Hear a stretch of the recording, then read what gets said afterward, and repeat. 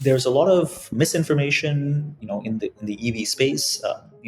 On both sides of the aisle, people often try to twist the numbers in a manner that favors or disadvantages the electric car. And I just think it's important. I think, as far as the government is concerned, if the government is going to be spending billions of dollars on sort of subsidizing this technology, I think it's important that the government be clear about what the technology can do, what it cannot do, and what the cost is to the consumer. Welcome back to Decouple. Today I'm joined by Ashley Nunes. Ashley, you have a lot of affiliations and it's hard to keep up with them, but the latest I've got is former director of transportation policy at the Breakthrough Institute and a senior research associate at Harvard Law School. I noticed you hold a PhD in engineering psychology. I hadn't heard of that discipline. But why don't you take a couple moments to introduce yourself a little further before we get into the meat and potatoes of this podcast, which is going to be electric vehicles, something I have neglected despite 250 episodes of a climate and energy focused podcast. Again, welcome, Ashley. Yeah, thank you so much for having me, Chris. My name is Ashley. I'm a researcher at Harvard Law School, and I teach economic policy at Harvard College. I spent a couple of years at the Breakthrough Institute as their federal policy director on climate and energy. Prior to that, I was a director for competition policy and antitrust at a libertarian think tank in Washington, D.C. And prior to that, I was largely supporting the Canadian Department of Defense, and then after that, the United States Department of Transportation. Okay, awesome. I'm a Canuck, so I'm going to be very interested in chatting about the massive EV subsidies we have here in Canada. But before we get to that, I guess just thematically, I want to talk about why EVs consume such a large amount of the broadband in climate discussions. Just thinking about it, contextually, I feel like, we live in a world that's completely energy and fossil fuel blind. I mean, there's not a thing that's not made of or made in a process using or transported by fossil fuels. They're literally everywhere. But the one place that, I think we really physically see them, handle them, that they spill on our hands sometimes is at the pump, filling up your vehicle. So that's just kind of what leaps off the page at me. But wondering if you can dive into a little bit why EVs are such a kind of prominent part of the climate discourse and whether they deserve to be. If you look at emissions, we look at GHG emissions broadly on a sector-wide basis. As a general rule, transportation accounts for it's close to about 30% of greenhouse gas emissions nationwide. And it accounts for the largest segment, effectively, right? So transportation is the largest contributor to greenhouse gases. If you take that value and you break it down even further, what we usually observe is that light-duty vehicles are responsible for roughly about 16 to 17%. Right? So it's not an insignificant number. Now, you compare the transportation sector, and specifically the light-duty vehicle sector, or ground transportation for that matter, to other sectors that exist, such as the agricultural sector, manufacturing, etc. You discover very quickly that some of these other sectors are quite difficult to decarbonize. So if we take manufacturing, for example, the manufacturing of aluminum and steel requires large amounts of energy. It's quite carbon intensive. And as a consequence, if the priority is decarbonization, there is only so much the government or indeed any entity can do to reduce emissions in some of those sectors. Now, that's not to say there aren't ways of doing it. We certainly have seen some advances, for example, in the agricultural sector as a means of emissions reductions. But really, on paper at least, transportation is easier. I would not say easy, but certainly easier to decarbonize than the energy sector more broadly, and for example, manufacturing and industrial processing. I guess it feels as well that it's fits well with the sort of consumerist politics of the day, where it's something that an individual can take action by making a virtuous choice by buying an EV, rather than a large collectivist infrastructure project like building power infrastructure, for instance. I don't know if that plays into it or not. Well, again, it's certainly true that I guess you can demonstrate to consumers that they have more of a role to play when it comes to decarbonizing the land transportation sector by virtue of purchasing electric cars. But the same involvement can be had, for example, by incentivizing consumers to use public transit. You don't necessarily need the electric car to decarbonize, right? So if you If you look at the totality of emissions that come from the light duty vehicle sector, I think based on our best estimates, somewhere between about 55 to 60% of these trips that are taken in personally owned vehicles are what we call single occupancy trips. Right? Roughly about 15 to 20% more are double occupancy. So if you just think about those single occupancy trips that largely account for the bulk of vehicle miles traveled in personally owned vehicles, we could slash those emissions in half today if people were just willing to pool their rides. Right? You don't need the electric car. You don't need large amounts of government subsidies to actually achieve this. But there are a number of reasons for why people don't want to pool their rides, and or government isn't necessarily enthused by promoting such a policy. Right? MPs don't get elected by promising to force everyone to share their ride with someone else. Yeah. Going down the 401. So Yeah, no doubt, no doubt. So, in terms of bang for decarbonization buck, the experience so far in, say, North America, how has that been with EVs? well, it's been terrible. But I mean, I would argue no more terrible than we have seen in many other countries, right?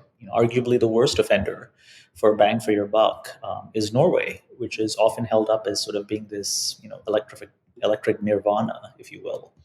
But if you look at Norway, I mean, Norway is in a pretty, Norway is a country that has spent billions of dollars since the early 1990s at incentivizing adoption. And certainly, if you look at their sales targets in the past year, right, remarkable levels of penetration. But if you query the actual consumers who have gone out and bought an electric car, what they'll tell you is that they had no choice in a way but to buy the electric car, largely because the government just made it so darn appealing. Now, you might say, well, that's a good thing. And it would be a good thing if it were the case that Norwegians were giving up their gasoline powered cars to drive the electric car. But there's no evidence to suggest that's happening either, right? The majority of electric cars in Norway, like it's the case in Canada, like it's the case in the United States, are purchased as additional vehicles, not the primary car. And so those ICE vehicles are not being retired in favor of EVs, just to be clear. That's correct. That's exactly correct. I guess these vehicles are often called zero emissions vehicles, which kind of drives me nuts. I've been at a few town halls where that's come up as a term. Talk a bit about the embodied emissions and how they compare to internal combustion vehicles. Well, the carbon intensity associated with manufacturing an electric car is quite significant. And that largely reflects the carbon intensity associated with building the battery, which has lots of critical minerals. So on average, an internal combustion engine will require about 8 tons of carbon dioxide. That's what it will generate. An electric car tends to be closer to about 13 tons of carbon dioxide, right? And again, there's something to be said for that difference. And what I mean by that is that our politicians and the political establishment often sell us on this idea that we can get everything for nothing, right? That there is no price to pay for going green or indeed adopting any piece of technology. But there is. And we see that in electric cars. The carbon footprint associated with building the vehicle is much, much higher than it is for an internal combustion engine. And because of that, what that means is that the vehicle has to stay on the road for a certain amount of time to pay off its carbon debt, if you will. And what do those timelines look like? I guess it depends on how much they're driven and if they're a primary or secondary or tertiary vehicle. Well, again, in many ways, it depends on which organization you're talking to, Right. right? So if you're a very pro EV organization, you'll talk about, well, I mean, I've seen numbers as low as 13,000 miles, about what's that, 20,000 kilometers or so, right? They'll say, oh, within 13,000 miles, you're paying off the carbon debt and you have nothing to worry about. But you can only get numbers that are that low if you dramatically reduce the size of the battery, which is precisely what they do. Very often they'll take batteries that are 30 kilowatt hours, right? Or 50, no, sorry, yeah, somewhere 30 to 35 kilowatt hours, and usually that would give you about 150 miles of range. For a point of comparison, an internal combustion engine would give you something closer to about 405 miles of range, right, on a full tank of gas. So, there's a lot of misinformation, in the EV space. On both sides of the aisle, people often try to twist the numbers in a manner that favors or disadvantages the electric car. And I just think it's important, I think, as far as the government is concerned, if the government is going to be spending billions of dollars on sort of subsidizing this technology, I think it's important that the government be clear about what the technology can do, what it cannot do, and what the cost is to the consumer. So you mentioned, trying to make things look more favorable with a 30 kilowatt hour battery. Can you just give us some comparisons? I mean, like the Ford Lightning, for instance, or I guess some of the top selling Tesla type vehicles. Are we talking 60, 70 kilowatt hours? Currently the median, or I guess we could use the average. I mean, the average size of a battery currently for an electric car is somewhere between about 75 to 80 kilowatt hours. Wow. Okay. Right. Now, 70 to 80, sort of 75 to 80 kilowatt hours gives you, on average, it's close to about 260 miles of range. Right. Now, of course, that is significantly higher than a 30 kilowatt hour battery, giving you, 150 miles of range. But there are two comparison points here that are important. The first is the fact that, even at 280 miles, that mileage is much less than what you would get out of an internal combustion engine powered vehicle, right? Just sitting closer to about 405 miles of range. The second point is that, just because you're getting 280 miles of range on paper doesn't necessarily mean that's what you're getting in practice. Right? And this is particularly problematic in markets like Canada, for example, where the extreme cold draws down power from the battery at a much faster rate, which means that you need to find a charging station to recharge a lot faster. You've advocated in the past for a more pragmatic approach, I think, which has centered on trying to deploy EVs where they're going to be consuming the most miles. So things like the taxi fleet, the bus fleet, probably delivery, Amazon delivery trucks, that kind of thing. You mentioned Norway as another model. China definitely, I think, is now the leader, or certainly leading the world in terms of EV sales and penetration, and seem to be taking, again, that more pragmatic approach. Arguably, this is not purely anyway out of climate and decarbonization concerns, but it's driven by energy security imperatives, with China becoming one of the world's largest oil importers and being very vulnerable to blockade. Without a blue water navy that can guard the Persian Gulf or the Straits of Malacca, sort of potentially making it very vulnerable in the setting of war, things like that. So it seems like there's a much more pragmatic drive towards electrification of transport in China, but also a much more pragmatic approach that's being taken versus in the US, where it's sort of a nice to do thing rather than a really need to do thing. I mean, tell us a little bit more about, again, that impact of selective electrification of vehicles. Well, it's certainly true that the Chinese government, both at the national level and more at the state level, if you will, if you look at the different provinces, it's certainly true that they have taken, I think, a very aggressive approach towards electrification. They have certainly invested, and they have a range of different subsidy policy levers that are in place, or incentive levers that are in place to get people to go electric.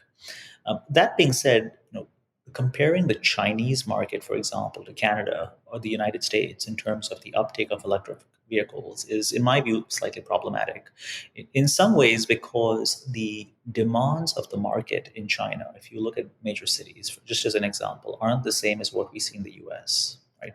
And the way we know this is that even though you have cars, for example, electric cars that are much cheaper in China to purchase, right, orders of magnitude lower than what you would find in Canada or the United States, very often the batteries that these vehicles use are a different type of battery chemistry. So it's called lithium iron phosphate, right?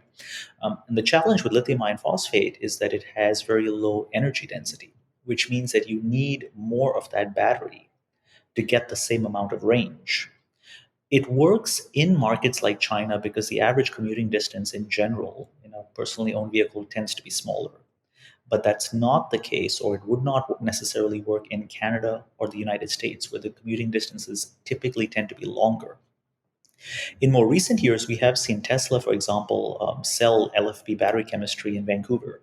Although the majority of those vehicles, again, tend to use what we call nickel NMC, right? Nickel, manganese, cobalt. So I'm not necessarily sure that comparing the Chinese market to the U.S. or Canada or even Norway, for that matter, is the most accurate comparison.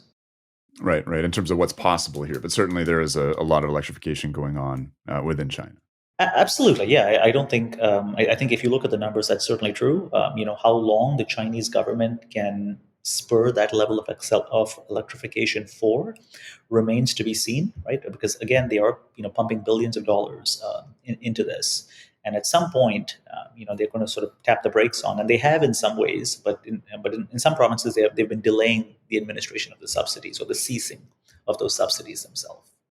Okay, I want to get into China a little bit more later, but while we're on the topic of the kind of effectiveness or dollar for value of electric vehicles as a decarbonization tool, something that's come up before on this podcast is the idea that we need crude oil for a whole number of other applications other than gasoline. We still need heavy distillates to run our tractors and a lot of our heavy vehicles. We need kerosene as jet fuel, we need asphalt, petrochemicals, et cetera. And so, if we are actually successful at deploying a significant fleet of EVs, we might be stuck with that 30-40% of a barrel of oil that gets distilled off as gasoline, which then drives the price down and makes it very attractive for someone else to burn gasoline in a vehicle.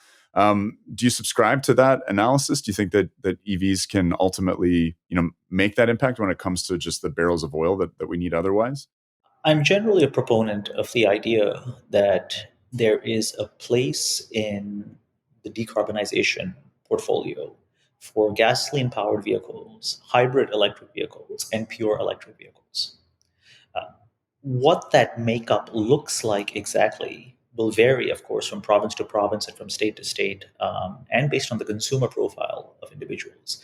But I do not think that having an all internal combustion engine fleet or an all electrification fleet is the way to go if the goal is to balance decarbonization against concerns surrounding economic mobility, right? Which is really what a car traditionally provides you with. Yeah, I heard you say that before, that a car is the kind of number one determinant of economic mobility. That probably shouldn't be surprising to me, but I don't know if you can walk me Oh, through it a little well, more. yeah. I mean, it's quite interesting. I teach an economics class here, and if you look at the data overwhelmingly shows that if you're looking to escape poverty, owning a car will do it, right? Because what a car does is it allows you to better spatially match where you live with where the job is that you actually want, right? So if you imagine where you actually purchase a house or where you rent a home, it's not always the case. In fact, it may never be the case, depending on where you live, that the jobs you qualify for and the jobs you want are located within a 2 mile radius or a 3 mile radius. And even if they were located within that particular radius, it doesn't necessarily mean that you have access to good public transportation. And if you do have access to good public transportation, it doesn't necessarily mean that things don't go wrong every now and then, right? Or the bus. And I had this experience last week. And again, over the weekend, again, I was looking at my app. It said, the bus is coming in 4 minutes, 3 minutes, 2 minutes, 1 minute. And then it says 15 minutes, right? Alternatively, the bus can show up on time and the bus is full. Well, you're not getting on the bus. And these are some of the challenges you do not necessarily have with car ownership. There are other externalities, of course, right? Being stuck in traffic and things like that. But by and large, these are some of the challenges, I think, or the benefits of owning a personally owned vehicle. And I think this is part of the reason why Ottawa, for example, and even Washington is very, very hesitant about calling electric vehicle adoption or policies that incentivize electric vehicle adoption akin to banning internal combustion engines. Right? It's because human, all of us in society have a very long recollection of how much further we have gotten economically and financially because of the cars we have owned over the past, 2 decades or 3 decades. Let's shift gears a little bit and talk about, I guess, some of the barriers for EV adoption. A big one, certainly in the North American market, is price. Can you go into the cost of electric vehicles, whether that's costed down, whether it's going up, how much of a barrier that is? Well, if you believe the surveys, and I think there's ample reason to, the cost of electrification is significant, right? And most consumers would tell you it's the number one barrier that's sort of impeding, that's impeding widespread electrification. I think back in 2022, 2023, electric cars on average were costing about $72,000. Internal combustion engines were about $50,000 or $55,000. Over the past year, those prices have fallen quite considerably, and people have been using those price drops as indicative of what the market is going to look like. I tend to be more skeptical on that perspective, and that's largely because the The drops in price that we have seen over the past year reflect lagging demand for electric cars. Right? So, just as an example, we, one of my favorite talking points is over the past year when people come out and say, "Oh, look, electric car sales are up," and my response is, "Well, of course they're up. Tesla has effectively slashed the price of these cars, so they cost half as much as they did a year before." The real surprise would be if they weren't up, right? If electric car sales weren't up, given how many price cuts you've actually seen. Electric cars are more expensive to build. There are a number of reasons why that's the case. And I think the real challenge for automakers and OEMs is trying to figure out how can they sell these vehicles and remain in business at the same time. Because, by and large, these vehicles aren't necessarily that profitable to build and to sell. And is that why they're essentially a luxury good being priced in that range alongside Mercedes and Beamers? Well, I think two things. The first thing is that most products and services, or many products and services, start out at the upper end of the pricing distribution before they begin to drop, right? So proponents of electric cars will say that. They'll say, look, things are expensive right at the beginning, and at some point, the prices drop. So it's going to be different in the future. My response to that is, if you look at the price trajectory of these cars, right, going back 10 years, going back 15 years, in inflation adjusted dollars, the price of these cars, and I'm talking now about the MSRP, I'm not talking about these price cuts that these automakers are sort of doing as a one-off, if you will, because nobody wants to buy their cars, right? If you look at the price trajectory of these vehicles, by and large, it is either a flat line implying no change in price or a slight increase in price. Now, this sort of leads to the next point, which is that, well, if you say that prices are going to drop over time, what does over time mean? Right? Is 15 years an insufficient amount of time for prices to drop, or do you need another 15 years? Right? If you need another 15 years, how many more billions of dollars are we spending on this? And I think on these points, the government doesn't really have an answer. And so, like if I were a climate czar, I would be thinking about, a true people's wagon, a Volkswagen for the people that would be, small, that could have a decent range, but that would be, broadly available and in the price range of the general public. We're starting to see that with some Chinese models, which you've said, due to their lithium ion phosphate chemistry, may not be applicable. But, within, again, the North American market, I guess with the Chevy Volt, but that was, just a tiny fraction of overall EV sales, and I think it's been canceled. Is that correct? Vehicles like the Chevy Bolt, for example, are poor indicators of what the market looks like. And the reason why is that if you look at these vehicles, they do not have the totality of features that consumers rely on. Right? Some of that can be due to range. Very often, it's not just due to range, but it's also because these cars lack many of the features that you and I have become accustomed to. So my mother, for example, she has assured me that when she buys her next car, she's going to make sure that the car has a blind spot detector that provides her with an audio alert, right? So she does not have to look into her blind spot. Well, there's a dollar value associated with that. There's a dollar value associated with lots of different features in the vehicle. And I think this is the key point to remember, which is that because electric cars are expensive currently, does not mean that there aren't cheaper electric cars on the market, right? It does not imply that there aren't bargains to be had, for example. You can go out and buy a $30,000 electric car today. But again, to the point about sales, I mean, in general, these vehicles account for 1.2 to 1.5% of sales because the profile of those vehicles does not cater to the needs of the average consumer. And I guess if you're selling a relatively small number of these vehicles, you're unable to, produce a lot and with a small margin make profit. I think I've heard you say that before. Well, what I would say is that even on the vehicles that have a higher price, it's not entirely clear that the automakers are making much of a profit on those either, right? So, I mean, GM and Ford have come out and said that they're losing, tens of thousands of dollars on every electric car they're selling. The only reason why they continue to do so is largely because they're padding the losses on electric cars with profits that they're getting from selling internal combustion engine powered vehicles. There are some anomalies in the market. If we look at Lucid, for example, I mean, Lucid seems to be doing okay, but even in the case of Lucid, I mean, you're talking about cars that are $120,000 to $150,000, right?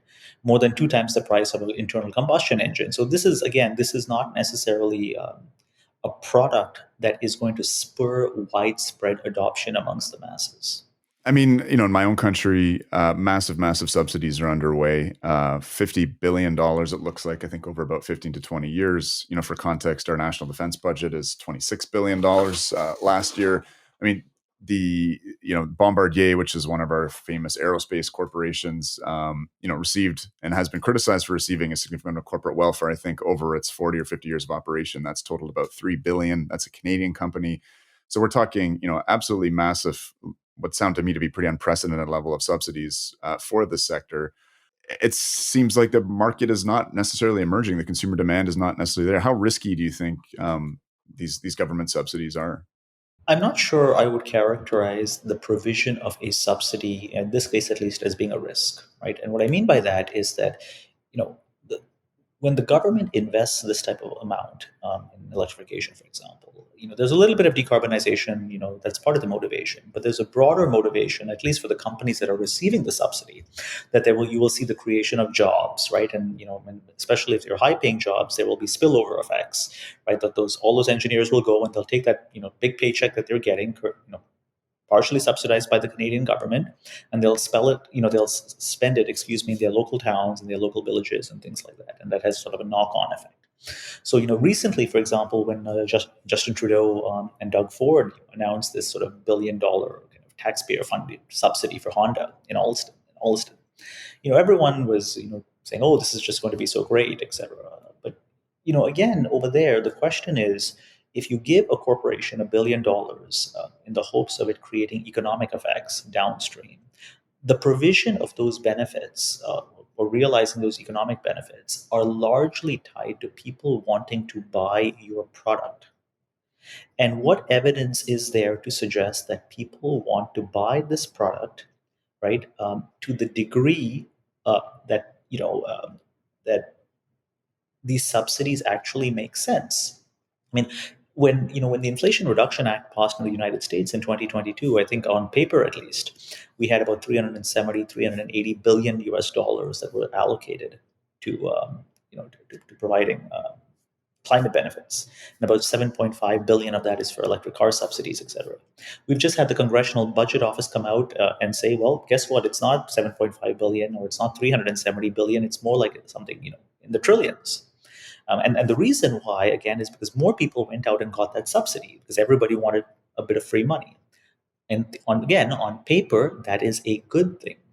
The problem is that, and we've seen this in the United States, we've seen this in Norway, we've seen this in Canada. The problem is that the majority of people who buy electric cars, right, would have bought the vehicle regardless of whether the subsidy was available, which means that you have large amounts of government money that are effectively just being wasted, right? Why are you giving, Mr. Smith, in Mississauga, right, in Ontario, why are you giving Mr. Smith $7,500 to buy a car when Mr. Smith was going to buy that car regardless? It seems like a terrible waste of money. I just want to say something, because it is a waste of money doesn't necessarily mean that Ottawa should be faulted for it. We should not fault Ottawa for the policy, at least initially. The goal of the policy is to incentivize adoption. I think the hallmark of good governance is for Ottawa to then recognize that the policy is not working out in the way in which it was intended and tweak the policy accordingly. Okay. What sort of tweaks? Well, my colleague Lucas Woodley at Harvard and I had written a piece recently in which we basically said, well, one of the things we should do is impose very stringent income caps. The part of the reason why you have large groups of people, using these subsidies to buy cars they would have bought anyway is because these people are rich, right? Rich people don't need the subsidy, but they'll take it. So one thing you can do is establish an income cap. The next thing I think that government should do is be very clear that the provision of the subsidy only goes when you are replacing an internal combustion engine powered vehicle, right? We're not paying you to just go out and fill your household with additional cars in your garage, right? That's not the point of the subsidy. In fact, in aggregate, if all you are doing is going out and buying more and more cars, it's a net carbon creator and it's an emissions creator. It's not you're not reducing emissions. So I think that's something else that the government can actually do. And finally, I think what the government should also consider is the fuel economy of vehicles that are being phased out of the fleet, right? So if I take a very fuel efficient car and I go and I trade it in to buy an electric car, I think I should get less of a subsidy than somebody who takes a very dirty car in, right? Because again, the ideal situation from the government's perspective is that it provides a subsidy to everyone. But the government doesn't have enough money to provide a subsidy to everyone, right? And we know that because if it did, you wouldn't see Ottawa placing restrictions on how much of a subsidy you actually get. So those are just sort of three, to me at least, common sense measures, right? Establish income caps. Be specific that the subsidy only goes when you're replacing an internal combustion engine powered vehicle. And finally, think about how dirty the vehicle is that is being replaced. It kind of sounds like, in terms of, just trying to enforce this replacement, like it would be a trade-in in the same way we have sort of, buybacks for assault weapons or something like that. Absolutely. And again, that's not to say you won't find people who skirt the rules, right? And that's not to say it won't be a clean process. But that being said, we are seeing consistent evidence across numerous markets that this policy isn't working out the way in which it was planned. Which again, and a great example of this is the price cuts that we are seeing from Tesla and GM and Ford, right? Why do you think these automakers are cutting prices so drastically? It's because nobody is buying the cars. And now you have this ZEV mandate, for example, right, that Ottawa has put forward, where they're effectively saying that, if you don't sell X number of vehicles, you're going to get financially penalized for it, right?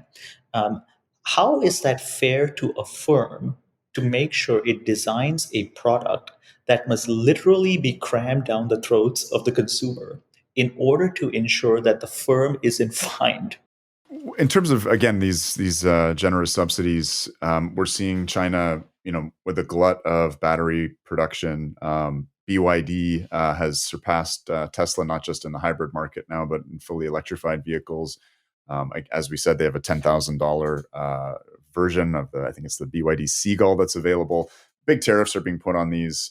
But to what degree do you think the Chinese dominance over the supply chain and now the vehicles is a threat to these big investments that are being made under the IRA and Canada, for instance, trying to put in enough chips to meet the kind of ante that Biden has created with the IRA in this climate poker game? Well, I think there are two separate issues here.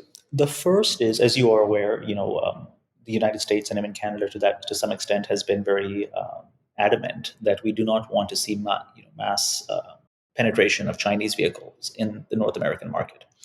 On the one hand, I think that is not a good strategy for the consumer, right? Because what that does is it takes away the incentive for the likes of GM and Ford and Tesla, even for that matter, to find a way to lower their production costs, right? To provide the consumer with a better deal. Again, it's sort of very basic economics, right? You just constrain supply, and by virtue of that, you provide an upper hand to incumbents that are currently in the market.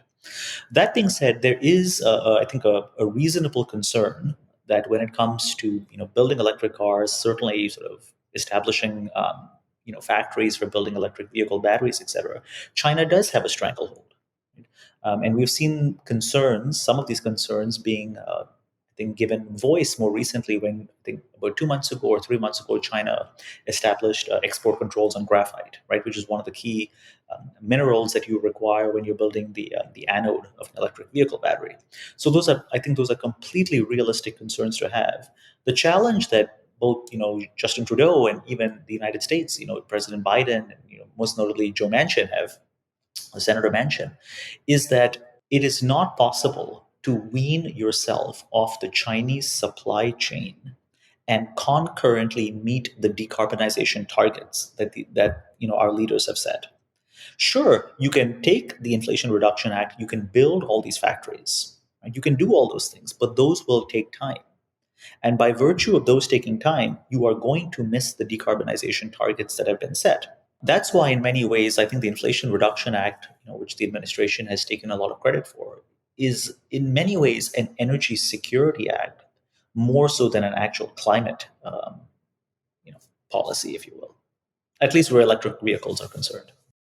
Yeah, I mean, as an illustration of the supply chain dominance, I was reading that there was a mandate put in that to qualify for the subsidy, you had to have less than 50% of your inputs to the battery or the vehicle being Chinese sourced, and that basically eliminated 80% of EVs that were on the market. Well, it's a graded system, right, where the sourcing requirement becomes more stringent year on year. But yeah, I mean, the sentiment is exactly correct because China doesn't necessarily have all the reserves of minerals, but it certainly processes a lot of minerals, right? Lithium, for example, the bulk of lithium, that we get comes from Australia, followed by Chile, right? Cobalt is DRC. There are a few other places you can find a little bit more, but so much of those minerals are actually are processed in China.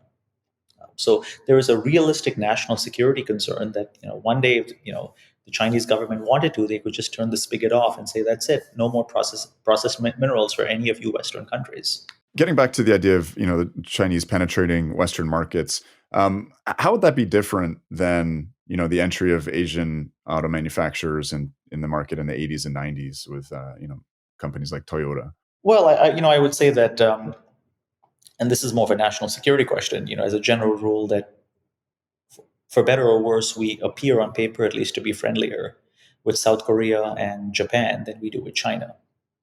Right, and there are long-standing geopolitical tensions, at least in Canada, that have been exacerbated or been brought to the forefront in more recent years. Certainly, with the arrest and the detention of the two Michaels, for example. Right, I think there is a skepticism maybe on both sides of the aisle, and I think that skepticism isn't going away anytime soon. So on paper, at least, I think many of our national security agreements, for example, that we have intelligence sharing agreements with Japan, with South Korea, and to some extent with China. I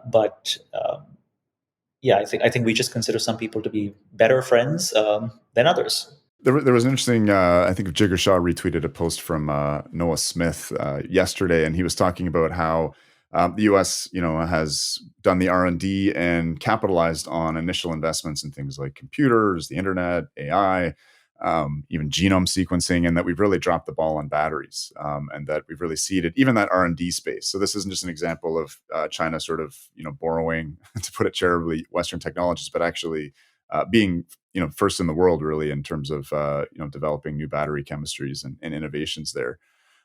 One idea that I saw in automotive, not sure exactly what his position was, but he was saying maybe we should try and replicate what China did with the West, and have them make investments, but have Western companies with a 51% stake and technology transfer. It really seemed like just such an inversion, obviously, of what's happened with globalization in the last 20 years. Do you think that's realistic or coming? I think it depends on the country. I mean, there are when the Treasury Department, for example, recently provided guidance on who qualifies for government subsidies for electric cars. There are a very interesting set of requirements, right? So 50% or more than 50% of the board has to be can't be from certain countries. Wherever those board members are sitting can't be in any of those other countries, right? Where the seats physically are, where the trades are physically occurring. So, again, this reflects the complexities of working in a global market where, if Canada said, well, we'll give you a subsidy if the car isn't made in China. Okay, well, what if it's not made in China, but it's assembled in China? Right? What if it's assembled in Canada, produced in Canada, et cetera, but all the minerals come from China? And I think this is, again, the fundamental problem, which is the fact that there's this basic economic concept called comparative advantage. You either believe in it or you don't, right? It's the notion that some countries are better at doing some things, other countries are better at doing others. When they trade, everyone is better off.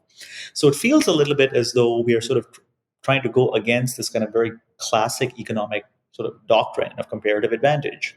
And in the process of doing so, we are getting ourselves into all kinds of trouble. Are there any examples of Chinese manufactured cars getting into the North American market so far? I'm struggling to think of one. Okay. Well, that's not to say there are. So. Yeah.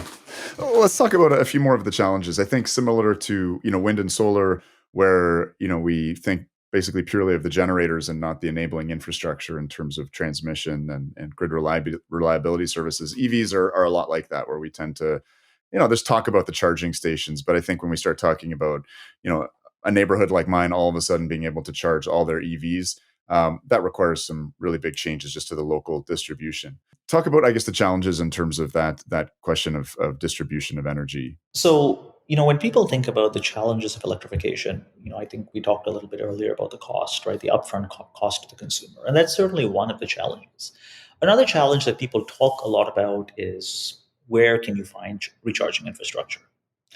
More recently, at least over the past year, the Wall Street Journal has been quite good. And I think, if I remember correctly, CBC had a piece on it not too long ago, in which I think they had sent one of their reporters out to sort of look at charging infrastructure across Canada. So there are multiple issues with regards to recharging. The first, of course, is that it's hard to find charging infrastructure. Assuming you do find charging infrastructure, a fraction of it actually works, right? Very often the pins are broken, et cetera, which of course puts you in a bit of a bind. But I actually think that even if government could pour large amounts of money into making the infrastructure better and making the infrastructure more reliable, you would still struggle with the fundamental problem with electrification, which is that the opportunity cost associated with recharging the vehicle is orders of magnitude higher than using gasoline, right? So if you take your car, gasoline powered car, to a gas station, you can top off your tank, right? You can get 405 miles of range by pumping gasoline into the car. That pumping process will take you 6 or 7 minutes tops. Good luck finding a recharging system that will give you that amount of range, right, in 6 or 7 minutes. It's just not going to happen. So this raises a very interesting question, particularly for our policymakers who sort of view electrification as being some sort of equity nirvana. Right?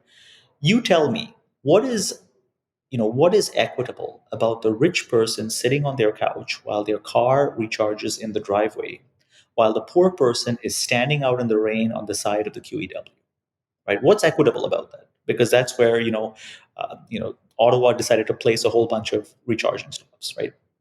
I don't find it to be particularly equitable. Yeah, I heard a really interesting kind of energy calculation, which was, if you look at like we have these en route gas stations on the 401, which is a big Canadian highway, really easy to access off the highway anyway, lots and lots of traffic, and the pumps there basically consume as much electricity as a 7-Eleven corner store.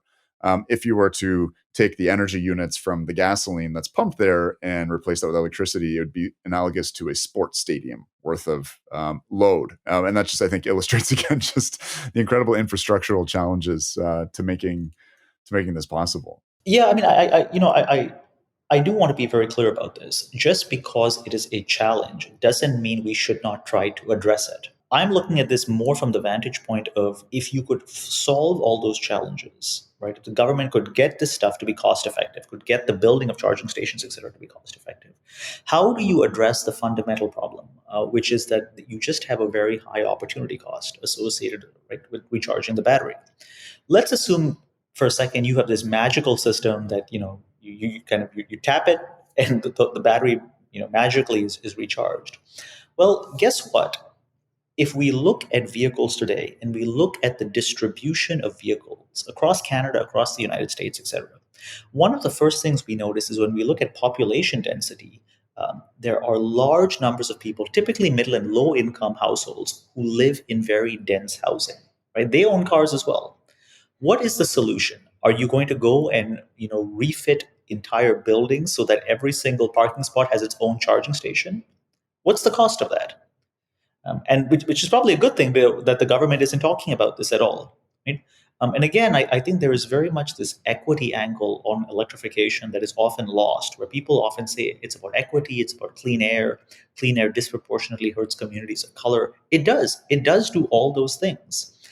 Just based on what I have seen, I'm not sure that the solution that is being proposed necessarily improves outcomes for these communities as much as people say it does. There was a interesting takeaway from the Breakthrough Dialogues this year, which I wasn't able to attend, but there was a lot of talk from a pollster who was looking at messaging around climate, and apparently talking about EVs was just absolutely toxic for Democratic politicians. So maybe that's playing into it a little bit, those questions of equity.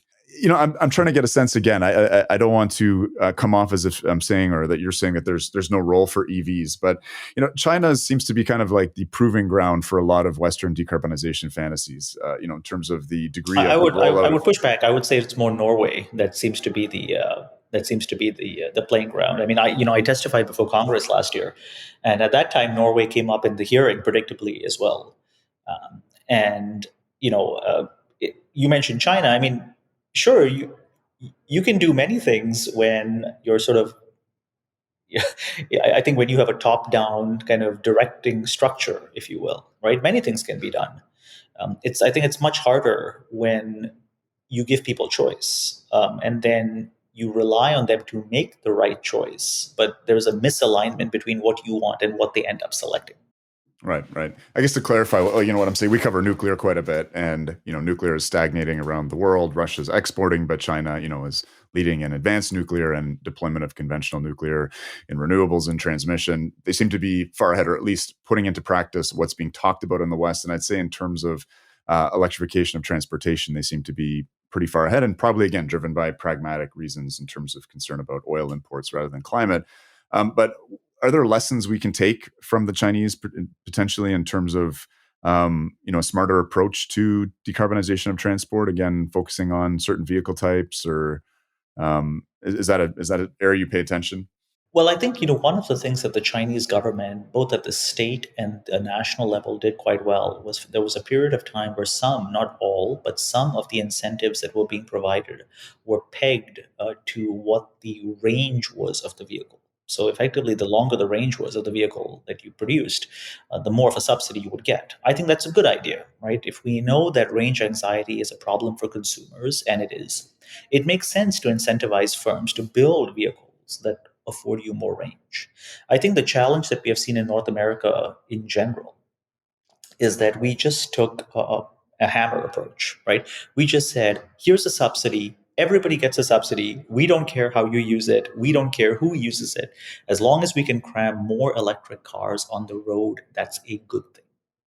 And I think we need to tweak that subsidy at this point. And I think using China as a example, not the sole example, but a example is helpful. I also think it's beneficial to understand that there are countries that have been doing this a lot longer than we have. The most notable, of course, being Norway. Norway has been unusual insofar as its decarbonization efforts have largely been bankrolled by its sovereign wealth fund, which relies on fossil fuel exports. I think to the extent that we care about fiscal pragmatism, and we certainly do, I noticed that Justin Trudeau, during the recent NATO summit, was taking some flack for not increasing our defense spending. To the extent that you care about, being more pragmatic with how we spend our money, I think we should look at some of these countries and say, what did they do correctly? What did they do incorrectly? And then adjust the policy accordingly. Mm-hmm, mm-hmm. No, it seems like, again, electrification of vehicles that drive a lot of miles makes sense, and I think taxis. I think so. Yeah, I think buses, that is a reasonable approach. I think, given the fact that again we have a limited amount of capital, and we are trying to take the dirtiest vehicles off the road, right? The vehicles that cover the most mileage, the vehicles, for example, buses that sit for long periods of time by schools where our kids go to school, etc. Right. So I think there are instances where electrification does make sense. Getting into more solutions, hybrids, plug-in hybrids. Talk us through that. Is that something where it's not as kind of puritanical? Maybe it's more pragmatic. There's still an ICE engine in there, but do you think that's a better bang for our buck? Well, there are two separate issues here. The first is whether or not you are talking about a pure plug-in hybrid where there is an internal combustion engine and there is a battery, right? And you fill in gasoline as you ordinarily would. And then you have a kind of a pure hybrid, right? Kind of the Toyota has been in this space for quite a long time. As a general rule, I tend to be more of a fan of the pure hybrid versus the plug-in hybrid. There are a number of reasons for why, not the least of which is that plug-in hybrids tend to be orders of magnitude more expensive. So one thing few people know is that in 2023, plug-in hybrid electric vehicles were actually more expensive than pure electric vehicles. Really? Okay. Yes, I think by a pretty significant margin, actually. Pure hybrid electric vehicles usually tend to be about $3,000 to $4,000 more than a comparable internal combustion engine. So I think that if what you care about is maximizing decarbonization, right, based on the time we have available, based on the financial constraints, then hybrid vehicles are the way to go. And hybrid vehicles, again, I'm not a car nut, but this is just regenerative braking, That's charging exactly the correct. battery. Yes, that's right. Okay. Yeah. Yeah. I'm really And, surprised. and as a general rule, a hybrid will give you somewhere between about 55 to 70, 55 to 70 miles a gallon. An internal combustion engine will give you 28 to 30 if you're lucky. And of course, an electric car will give you much, much more, right? It will give you about 112 to 115 miles a gallon. Right. Right. I'm really surprised to hear that because, in terms of the overall cost, you have a much smaller battery, I guess, in a plug-in hybrid. Is there a reason why it's more expensive? Well, there are a number of reasons, but even though the battery is smaller, you still need to build an internal combustion engine, Yeah. right? Yeah. You effectively have two engines that are at play over there. The part of the challenge we see with plug-in hybrids is the fact that the vehicle itself is heavier because now you have two engines, right? You have the battery, and then you have the internal combustion engine. So you now need more power to actually move the vehicle. And so in a hybrid, you don't have a battery, or it's just so small that it's insignificant? It's so small, it's insignificant. Okay. Okay. Interesting. So, where do you think where do you see things going? I guess over the next decade, there's a lot of aspirations. Obviously, this is a very loaded question. We're likely to see some pretty radical changes in politics in the North American continent, maybe in most of Europe, over the next decade. The EV hype train is it going to you foresee it running into some major snags? What's your predictions? So, we've had in the United States, we've had this major legislation that has been pushed to sort of change the trajectory of climate. We've had similar efforts, for example, in Europe. China, of course, is still working hard to decarbonize to the extent that it does not impede economic growth. Globally, we see rising powers like India, for example, and even parts of Africa, right, sort of trying to claim their piece of the economic pie. Where does it leave us? Well, I think that the last year has shown that you can pump billions of dollars of subsidies and still come up short. And I think the United States is a very good example of this, right? We've had billions of dollars in subsidies, and yet, you know, in 2023, if we just look at fossil fuels alone, we sold more fossil fuel than we ever had in our history. I think it was 110 million barrels of oil a day is basically what it kind of amounted to, more than we ever had before. At the same time that we've been talking about the benefits of renewables, and we keep talking about how renewables are making this big splash, we sold more fossil fuels than we ever had before. I think that trend is likely to continue, fundamentally because it is very difficult to match the price point of fossil fuels. And it is very difficult to get the same level of reliability and or energy density. And until we address these issues, the uptake of renewables, electric vehicle technology, electric propulsion systems for airplanes, etc., is going to be challenging. Do you see technological breakthroughs on the horizon that are going to make that challenge a lot easier? No. And what I mean by no is maybe, but I don't think that maybe should be the basis for government policy, right? Hope is not a strategy, right?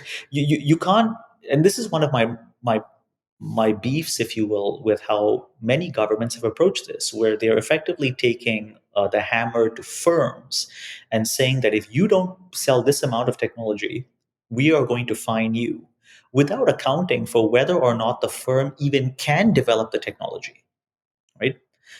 So, is that necessarily that fair? I don't particularly think so.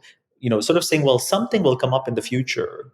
Just believe in yourself. Something will come up, and oh, by the way, if it doesn't come up, you're on the hook, so to speak. Well, I think we're going to wrap up here, Ashley. But I'm interested. I see you. When I was looking up your affiliations and everything, you do a lot of stuff. So you're not just in the EV space. Tell us about something else that you're working on, and where our listeners can track you down. Yeah, we work on a range of different projects. We're working on a project right now looking at the carbon footprint associated with flying first class versus business class versus economy, which is a fascinating area because a few organizations like the International Monetary Fund and the World Bank some time back, they had come out and they had said, well, we're not paying for first class tickets anymore because it's very polluting. And one of my students, Yasmin, she's based out in Vancouver, so she's been working on this, finding some truly fascinating results. I'm also doing some work currently, sort of trying to trace what the long run trajectory is of critical mineral prices, independent of electrification, which is again another very fascinating area because there's so much volatility in the market, right? So that's another kind of project that we have going on. Yeah, it's a little hard to keep track, to be quite frank with you. But I also do a fair bit of work in aviation. I've been writing for the Globe and Mail for quite a while now. So on aspects of refunds and whether or not you and I deserve a refund if Air Canada cancels our flight. So Right. And are you Canadian? Because you have a pretty encyclopedic knowledge of our highway system and oh, I am. I'm from Toronto, so my parents live in Okay. Toronto. So Right on. Okay, well, next time you're up here, let's grab a coffee. oh, sure, of course, All right. Thanks so much for making the time, Ashley. Appreciate it. of course.